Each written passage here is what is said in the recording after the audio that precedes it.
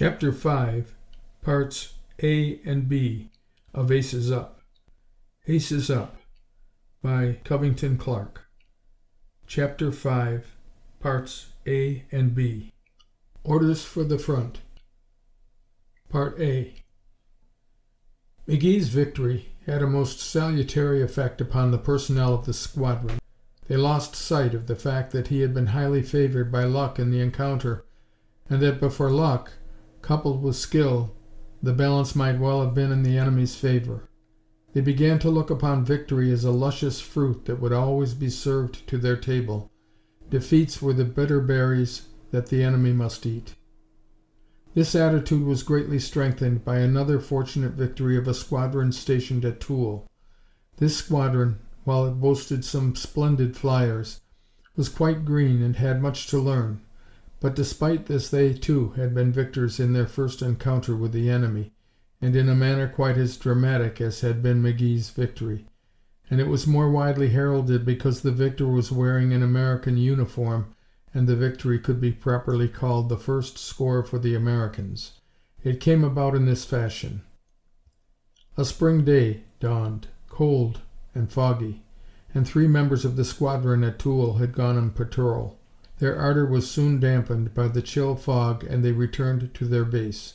Shortly after their return, the alert was sounded, and the report came that German planes were coming over, concealed by the ceiling of fog. In a few moments their motors could be heard above the town. That minute 2 Americans left the ground, climbing rapidly toward the ceiling of fog. Just as they neared it, 2 German planes came nosing down. They were barely clear of the blinding fog cloud when they were attacked by the American pilots. So swift was the attack, and so accurate the fire, that both German planes were forced down, and the 2 American pilots were back on the ground in less than 5 minutes from the time of their takeoff. Luck? Yes, luck and skill, the 2 things that must walk hand in hand with every war pilot. But there was no one to be found in all of Toul who even hinted of luck. Had not the fight taken place in full view of the townspeople? Had they not witnessed the daring and skill of these Americans? Luck? Ask the citizens of Toul.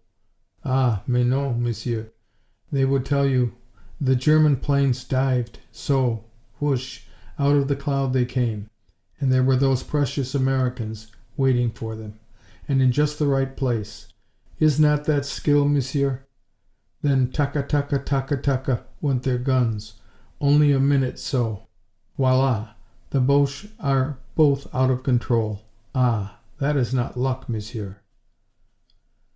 All along the front American squadrons accepted the verdict as evidence of superior flying ability, but McGee and Larkin, with the knowledge bought by bitter experience, knew that perhaps in the very next encounter the balance would be in favor of the other fellow. They knew, too, that overconfidence is an ally singing a siren song. They worked hard to dispel this overconfidence that had laid hold of the group, but their words of warning fell on deaf ears. This spirit of eager confidence was not peculiar to the air groups near the front. It was a part of the entire American expeditionary force. Where was this bloomin' war that seemed so difficult to win? Asked the American doughboy. Bring it on. Trot it out. Let's get it over and get out of this parlez-vous land. Just give them a crack at Fritz. Say, in no time at all they'd have old Bill himself trussed up in chains and carried back to the little old USA, and exhibited around the country at 2 bits a peek. Guess that wouldn't be a nifty way to help pay for the war. And as for the Crown Prince, well, over 100,000 American doughboys had promised to bring his ears back to 100,000 sweethearts. Just a little souvenir to show what an American could do when he got going. Part B. This same boastful confidence was present among the pilots with whom McGee and Larkin were daily associated. But fortunately it was somewhat counterbalanced by the long-delayed orders sending one squadron to the front. April slipped away and May came. Still no orders. It was maddening. Yancey, Foch, Hampton, Hank Porter, Rod, in fact all the members of the command, save Siddons, fretted and fumed and voiced their opinions of a stupid GHQ that failed to appreciate just what a whale of a squadron this was. Siddons accepted the delay in the same cool, indifferent manner with which he met all the vexations of the army. It was as water on a duck's back. He seemed not to care a hoot whether he ever engaged an enemy. Then in May, with an alarming suddenness and force, the German Crown Prince began his great drive at Paris. His ears, it seemed, were yet intact, and those Americans who had so earnestly hoped to get them were soon to discover that the possessor thereof was all too safely ensconced behind an advancing horde of German infantrymen, who were driving forward in a relentless, unhalting advance that struck terror to the very heart of war-weary France. In 3 days the enemy forces swept from the Aisne southward across the Vesle and the Ourcq. Their most advanced position came to rest on the Marne. For the second time the German army was on the banks of the Marne. Papa Joffre had hurled them back from this river in the first year of the war. Now Marshal Foch must do as well, or France was doomed. But Foch was handicapped. He had an army bled white by 4 years of dreadful warfare. The French soldiers, no less valiant than when the war began, found themselves too weak in numbers to stem the tide of an advance conducted by an ambition-crazed crown prince determined to reach Paris regardless of the cost to him in human sacrifice. Suddenly the French fell back, fighting like demons, contesting every inch of the way, but none the less retreating. In this hour of peril France turned her eyes upon the newly arrived and partially trained Americans, and in those eyes, now almost hopeless, was a look of mute, desperate appeal. It must be now or never. All the roads leading back from the front were choked with refugees, too weary, too heartbroken, too barren of hope to do anything but hurry their children before them and strain their hand-drawn heavy carts piled high with the household belongings which they hoped to save. Old men, old women, the lame, the halt, the blind, dogs, cats, goats, with here and there a dog-cart, all struggling to the rear. Many came empty-handed, facing they knew not what, and looking with pity upon the French troops who were moving forward to battle the enemy unto death. "Ah," said the refugees, shrugging their shoulders, "fini la guerre. These poor poilus of ours, they cannot stop the Boche. They are too tired, too worn with war. If only we had new blood.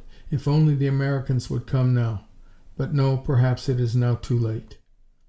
Behind them, all too close, rumbled and roared the angry guns.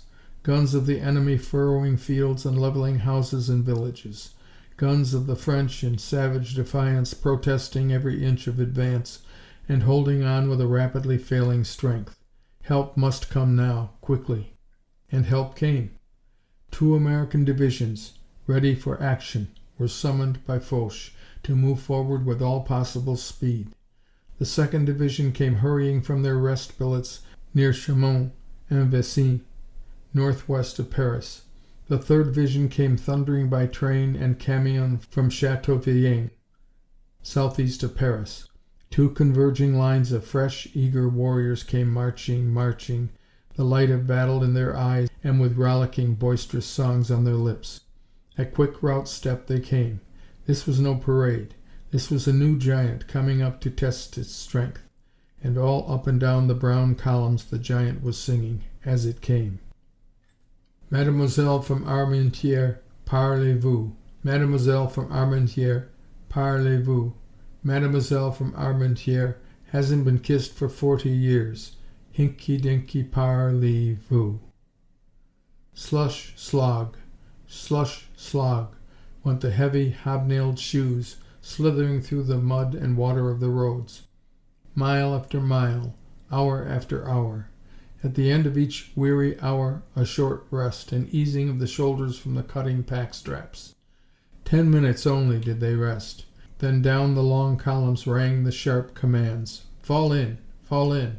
Compagnie, attention! Forward, march!" A few minutes in cadenced marching, and then the command, "Rout step, march!" Again the confident, boisterous giant took up its song. "Goodbye, Ma, goodbye, Pa, goodbye, mule with your old hee-haw. I may not know what the war's about, but I bet by gosh I soon find out. Oh, my sweetheart, don't you fear. I'll bring you a king for a souvenir. I'll bring you a Turk, and the Kaiser too, and that's about all one feller can do." Marching, singing, jesting, they pressed on until their advance guard met the plodding, cheerless, downcast refugees. The French peasants halted in their tracks, staring, unable to believe their eyes. Here, in the flesh, by thousands upon thousands, was the answer to their prayers. Perhaps it was not too late after all. Here was new strength, new courage. Old men danced with joy, embracing their wives and children, embracing one another, and tears of joy coursed down their wan-lined faces. "Les Américains!" they shouted. "Vive l'Amérique! Nos sauveurs sont arrivés!" The Americans! Long live America! Our saviors have arrived! The cry spread. It rang up and down the roads and bypaths. It became a magic sentence restoring courage throughout all France. As for the resolute Americans, they merely plodded on, questioning one another as to what all the shouting was about. Oh, so that was it. Sure they were here, but why get excited about it? The Boche is breaking through, eh? As you were, Papa, and keep your shirt on. And as for that old lady over there by that cart crying so softly, say, somebody who can parley this language, go over there and tell that old lady not to cry any more. Tell her we'll fix it up. Tout sweet. Ooh la la. Pipe the pretty mademoiselle over there driving that dog cart. Ain't she the pippin, though? Say. Fall in. Fall in. Company, attention. Forward march. Mademoiselle from Armentières. Parlez-vous. Mademoiselle from Armentières. A new giant was going in. A giant that did not yet know its own strength. A somewhat clownish giant, singing as it came. End of chapter 5, parts A and B.